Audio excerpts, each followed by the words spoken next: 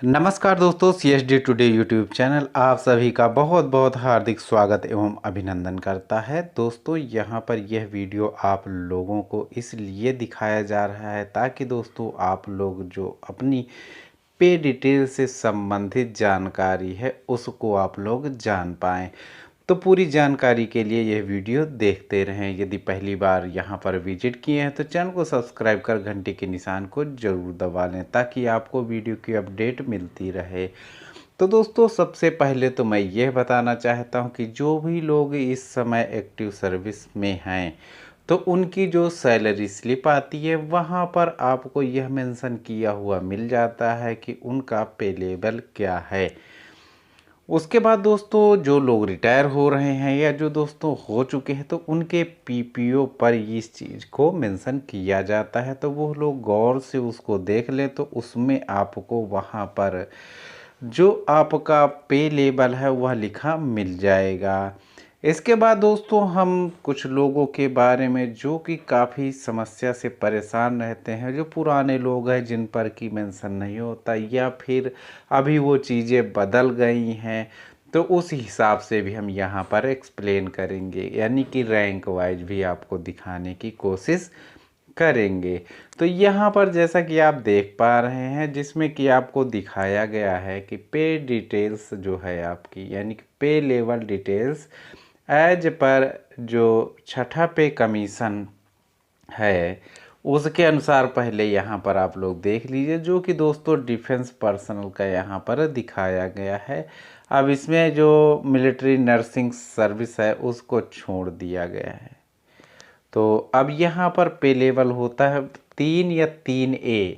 यहाँ पर पे बैंड आपको दिखाया गया कि भाई क्या पे बैंड उनका होना चाहिए जो कि इस लेवल के अंतर्गत आएंगे। तो भाई इसमें देख सकते हैं 5200 से लेकर के जो 20,200 का क्राइटेरिया था और उनकी जो ग्रेड पे है वो 2000 रुपये थी। मैं तब का बता रहा हूँ जो कि 6 पे कमीशन के अनुसार था।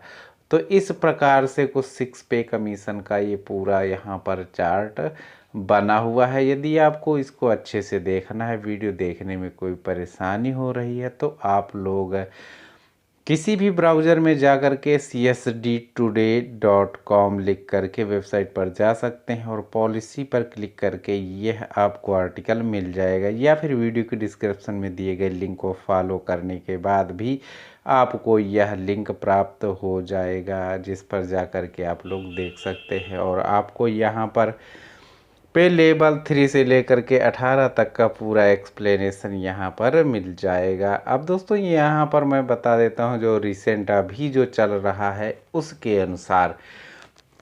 तो यहाँ पर देखो आपको दिखाया गया है कि जो वार्स हैं अंडर 3 से 5 पे लेवल, किसमें, आर्मी, एयरफोर्स, नेवी, इन तीनों का मैं यहाँ पर दिखा रहा हूँ। तो भाई पहले आर्मी का आप लोग देख लीजिए।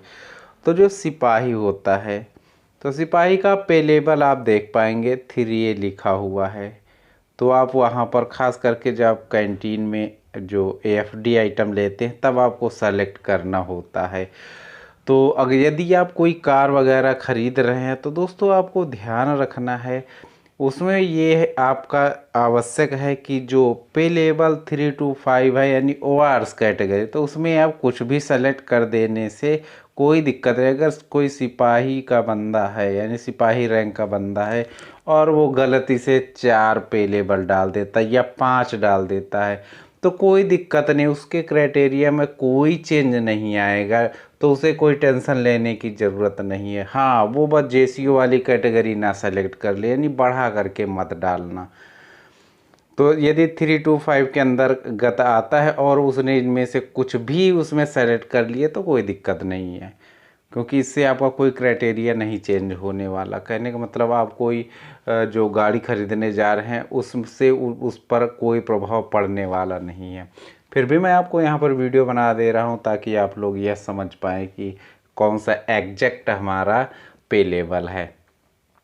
उसके बाद दोस्तों इसी के समानांतर एक लांस नायक होता है, जबकि रिटायरमेंट होने के बाद आपको वहाँ कुछ भी मेंशन नहीं होगा कि लांस नायक कहीं आप मतलब लिखा हुआ नहीं है, सीधे सिपाही होता है, ना गनर होता है ना कुछ नहीं है, सीधे सिपाही ही लिखा जाता है हर जगह पर, आप देखते होंगे।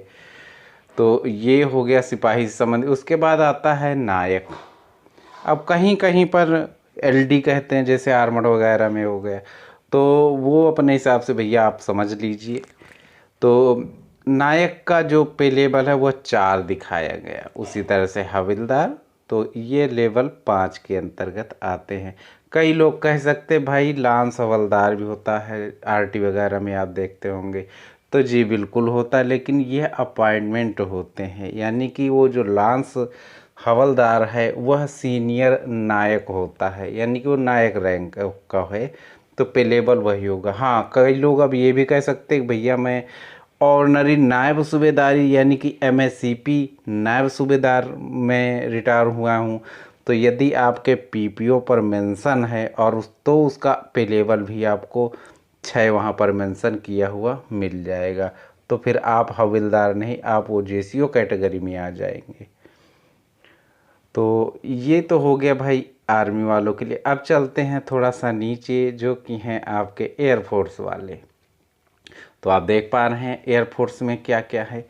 तो लेवल 3 के अंतर्गत जो एसी का मतलब हुआ है एयरक्राफ्ट्स मैन, और दूसरा है एलएसी, तो वो है दोस्तों लीडिंग एयरक्राफ्ट्स मैन।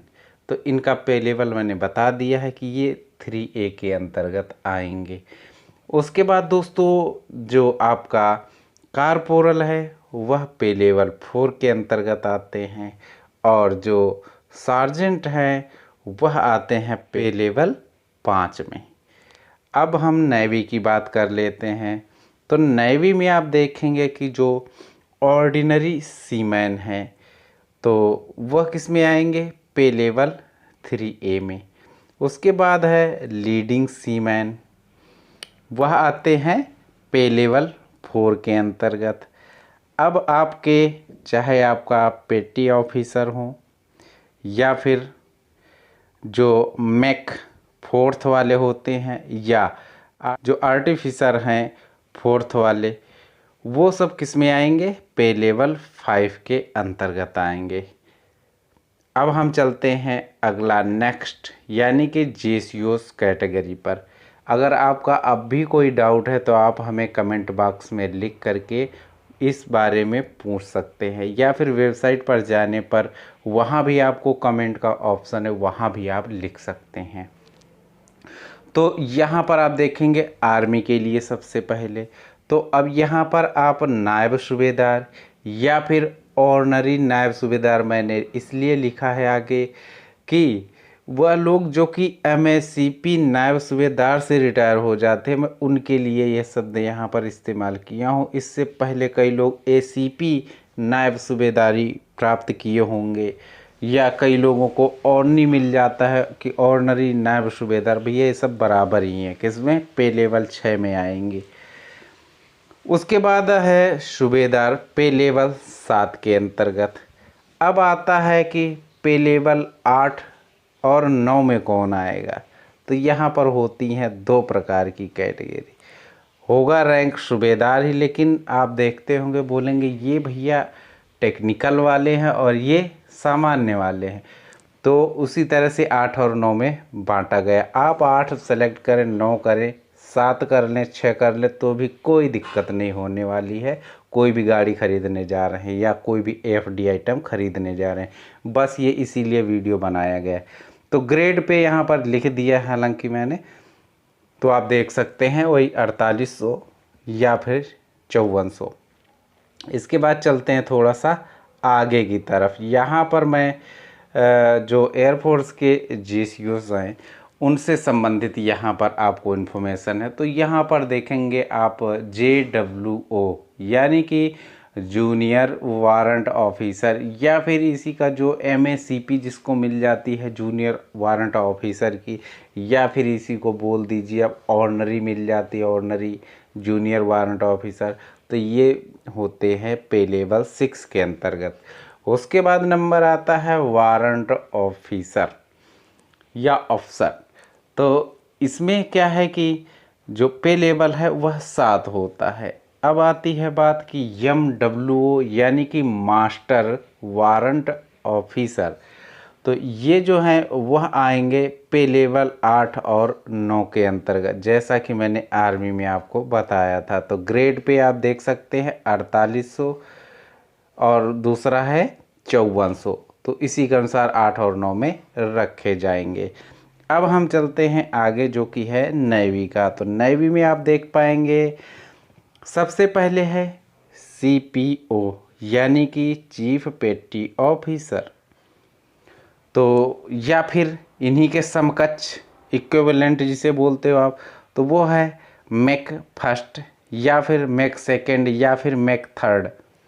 उसी तरह से या फिर जो आर्टिफिसर हैं फर्स्ट या आर्टिफिसर सेकंड या आर्टिफिसर थर्ड, ये जो हैं या इनके जो इक्वलेंट ऑनरी रैंक वाले लोग हैं या MACP जो प्राप्त किए हुए लोग हैं वो आएंगे पे लेवल 6 के अंतर्गत। उसके बाद आता है जो कि है चीफ आर्टिफिसर या फिर चीफ मैक फर्स्ट या फिर चीफ जो है वो मैक सेकंड हैं, तो ये आते हैं पे लेवल 7 के अंतर्गत। उसके साथ ही दोस्तों यहाँ पर दिखाया गया है, नीचे आप देख पाएंगे जिसमें लिखा है मास्टर चीफ पेटी ऑफिसर आर्टिफिसर फर्स्ट और या फिर मास्टर चीफ पेटी ऑफिसर आर्टिफिसर सेकंड, ये आएंगे पे लेवल 8/9 के अंतर्गत, यानी ग्रेड पे के अनुसार 4800/5400। तो ये हो गई इधर बात। इसके बाद दोस्तों अब बात कर लेते हैं ऑफिसर की। अब इसमें बात यह है कि आर्मी में आप देख पाते हैं कि लेफ्टिनेंट से लेकर के जनरल तक की बात यहाँ पर की गई है। अब यहाँ पर जो आपको ऑनरी रैंक मिलता है आप जानते हैं, तो उसके लिए भी आप यहाँ पर देख पाएंगे जो ऑनरी लेफ्टिनेंट मिलता है, तो ऑनरी रैंक भी इसी में शामिल है। अब सीधी सी बात है, चूँकि यहाँ पर आपको एक मतलब वहाँ जा कर के 10 से 18 के बीच में आप कुछ भी सेलेक्ट कर लें तो आपकी जो भी AFD आइटम की क्राइटेरिया है उस पर कोई प्रभाव गाड़ी का नहीं पड़ने वाला है, तो आप आराम से कुछ भी सेलेक्ट कर सकते हैं। उम्मीद करता हूं कि जो भी इन्फॉर्मेशन आपको यहां पर दी गई है वह आपके लिए काफ़ी हेल्पफुल रही होगी। कृपया वीडियो को लाइक और शेयर ज़रूर करें। साथ ही अगर डिटेल में वीडियो चाहिए आपको ऑफिसर से संबंधित, पे लेवल से संबंधित, तो आप हमें कमेंट बॉक्स में लिख करके ज़रूर बताइए। तो मिलता हूँ अगले वीडियो में, तब तक के लिए जय हिंद जय भारत। वीडियो देखने के लिए आप सभी का बहुत बहुत धन्यवाद।